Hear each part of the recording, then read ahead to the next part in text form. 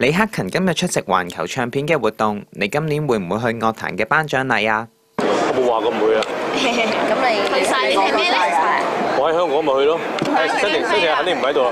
其他嗰啲好似都唔喺香港。有支環球唱片唔參加無線嘅頒獎禮喎。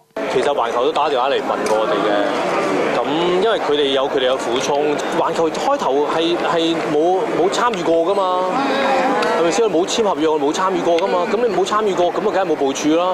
冇部署咁又好難叫人哋11、2月咁臨急臨忙去，咁又好似即係匆忙咗啲咯。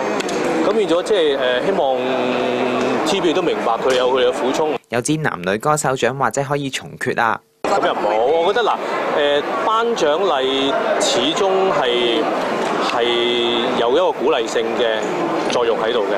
即係當我係新人嘅時候啊，或者係即係仲係好小朋友嘅時候啊，未成長嘅時候啊，其實係好需要有呢一啲嘅獎項去鼓勵。咁當然我而家都仲需要，咁但係我覺得總會有一代一代嘅人去接上嚟嘅。咁你今年睇好邊啲歌手可以接上嚟呢？今年有咩人？唔係啊 ，TVB 都仲有嗰啲咩星夢幫啊，咩巨星幫嗰啲噶嘛，係嘛？咪鄭俊弘幾好啊！最受歡迎男歌星